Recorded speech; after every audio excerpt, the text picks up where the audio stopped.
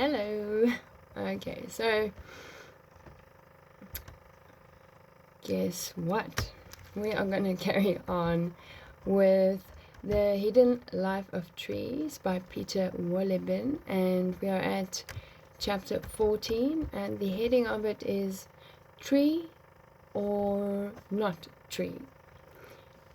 And yeah, let's just jump right in. What is a tree exactly? The dictionary defines it as a woody plant with a trunk from which branches grow. So the main shoot must be dominant and grow steadily upward, or the plant is classified as a shrub, which has many smaller trunks, or rather branches, that originate from a common rootstock. But what about size? Personally, I'm always bothered when I see reports about Mediterranean forests that look to me like a collection of bushes. Trees are, after all, majestic beings under whose crowns we seem as insignificant as ants in the grass. But then again, on a journey to Lapland, I stumbled upon completely different ambassadors of the tree family that made me feel like Gulliver in Lilliput. I'm talking about dwarf trees on the tundra, which are sometimes trampled to death by travelers who don't even know they are there. It can take these trees 100 years to grow, just 8 inches tall. I have to say that science doesn't recognize them as trees, and it doesn't accord tree status to the Arctic shrubby birch either, as you can tell by its name. The latter can grow little trunks up to 10 feet tall, but mostly they remain below eye level and therefore are clearly not taken seriously. Then small beeches or mountain ash wouldn't count as trees either. These two are often browsed on so heavily by large mammals such as deer and that they grow multiple shoots like bushes and hold out at a height of 20 inches for decades. So, and what if you cut a tree down? Is it then dead? That's an interesting question. Not that you can take into a different scenario and think about. Anyway. What about the centuries-old stump I introduced you to at the beginning of this book that is still alive today, thanks to its comrades? Is that a tree? And if it isn't, then what is it? It gets even more complicated when a new trunk grows out of an old stump.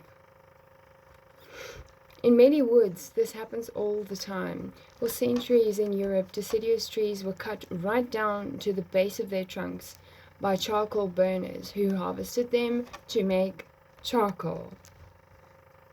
New trunks grew from the base, forming the foundation for the deciduous woods we have today. That's just incredible. Wow. Oak and hornbeam, forests in particular originate from this kind of harvesting, which is known as, I'm not sure how to pronounce this word, but anyway, coppicing. Could be very wrong there, but anyway. In these forests, the cycle of cutting back and allowing the trees to regrow was repeated every few decades, so the trees never grew tall or matured. Coppicing was popular because people were so poor in those days that they couldn't afford to wait any longer for new wood. You can spot these relics of bygone times when you take a walk in a European forest. Look for trees that have numerous bushy trunks or thick calyces at the base where periodic felling has encouraged a proliferation of growth. Are these trunks now young trees, or alternatively, are they really thousands of years old? This is a question also asked by scientists among a group researching ancient spruce in Dalarna province in Sweden. The oldest spruce in Delano has grown a carpet of flat, shrubby growth around its single small trunk. All this growth belongs to one tree, and its roots were tested using carbon-14 dating. Carbon-14 is a radioactive carbon that continuously forms in the atmosphere and then gradually decays. This means that the ratio of carbon-14 to other carbon in the atmosphere is always the same. Once carbon-14 is incorporated into inactive biomasses, for instance wood, the process of decay continues unabated, but no new radioactive carbon is accumulated. The lower the amount of radioactive carbon it contains, the older the tissue must be. So you've got some clever people in the world. God bless them. Research revealed the spruce to be absolutely unbelievable. Research revealed the spruce to be an absolutely unbelievable 9,550 years old. What? The individual shoots were younger, but these new growths from the past few centuries were not considered to be standalone trees, but part of a larger whole.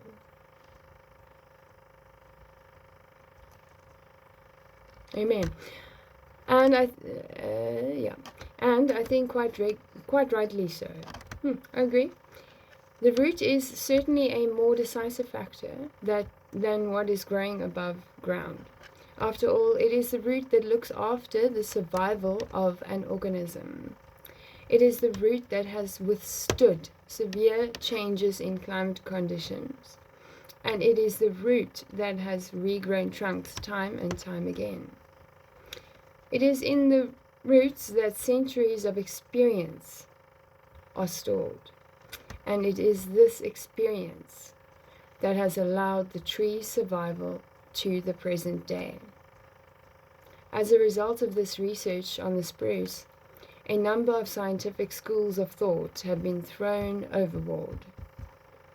On the one hand, before this research, no one had any idea that spruce could live for much more than 500 years. On the other, until then, people had assumed that this conifer first arrived in this part of Sweden 2,000 years ago after the ice retreated. For me, this inconspicuous small plant is a symbol for how little we understand about forests and trees and how many wonders we have yet to discover. So, let's get back to why roots are the most important part of the tree. Conceivably, this is where the tree equivalent of a brain is located. Brain, you ask? Isn't that a bit far-fetched? Yeah, possibly, but now we know that trees can learn. This means they must store experiences somewhere, and therefore there must be some kind of a storage mechanism inside the organism. Just where it is, no one knows, but the roots are the part of the tree best suited to the task. The old spruce in Sweden also shows that what grows underground is the most permanent part of the tree. And where else would it store important information over a long period of time? Moreover, current research shows that a tree's delicate root network is full of surprises. It is now an accepted fact that the root network is in charge of all chemical activity in the tree. So, the roots, the root network, our brain. That's the comparison. Okay. Roots absorb substances and bring them into the tree. In the other direction, they deliver the products of photosynthesis to the tree's fungal partners and even route warning signals to the neighboring trees. But a brain? For there to be something we would recognize as a brain, neurological processes must be involved. And for these, in addition to chemical messages, you need electrical impulses. And these are precisely what we can measure in the tree, and we've been able to do it do so since as far back as the 19th century. Sure, things just learn something new every day, especially from this book. For some years now, a heated controversy has flared up among scientists. Can plants think? Are they intelligent? In conjunction with his colleagues, František Baluska from the Institute of Cellular and Molecular Botany at the University of Bonn is of the opinion that brain-like structures can be found at root tips. In addition to signaling pathways, there are also numerous systems and molecules similar to those found in animals. When a root feels its way forward in the ground, it is aware of stimuli.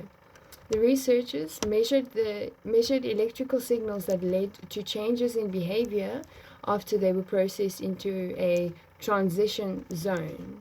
If the root encounters toxic substances, impenetrable stones, or saturated soil, it analyzes the situation and transmits the necessary adjustments to the growing tip. The root tip changes direction as a result of this communication and steers the growing root around the critical areas. We can learn so much, wow, from Right now, the majority of plant researchers are skeptical about whether such behavior points to a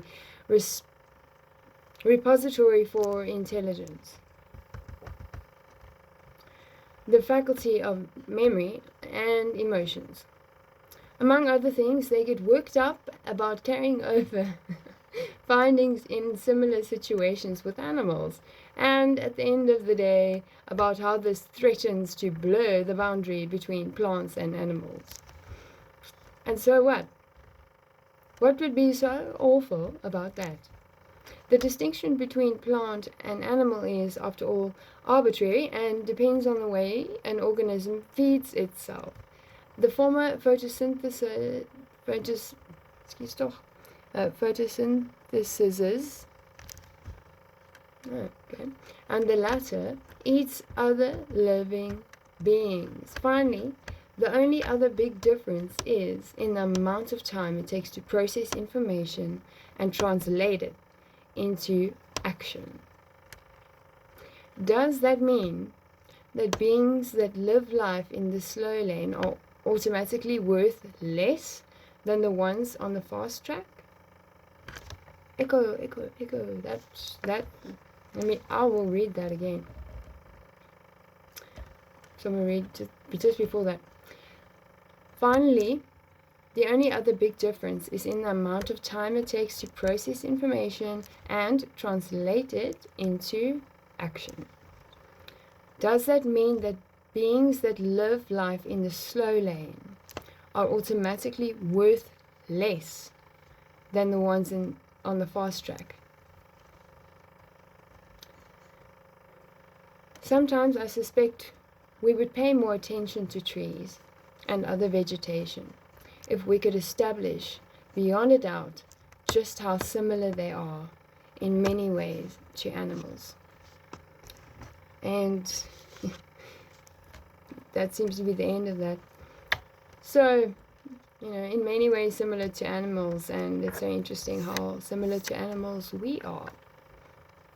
I think maybe I should refrain from saying we, because I've been noticing lately that in certain videos I'm like, no, I'm not a part of that we. To whoever may have been talking for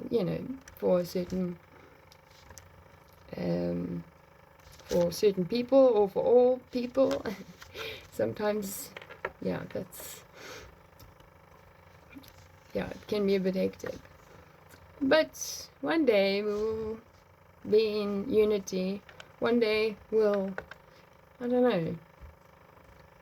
This book is so interesting and relevant to life, and I love the scientific parts of it that, I need to check this book where, it included the resources, because I'd love to go look up that stuff for further information. And wow, Okay, it was pretty short. Okay, so the next, ooh, this sounds interesting.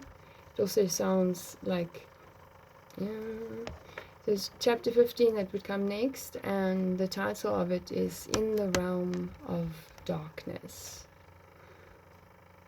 Okay, we'll see. I have a feeling I'm gonna take the plunge into it and read it.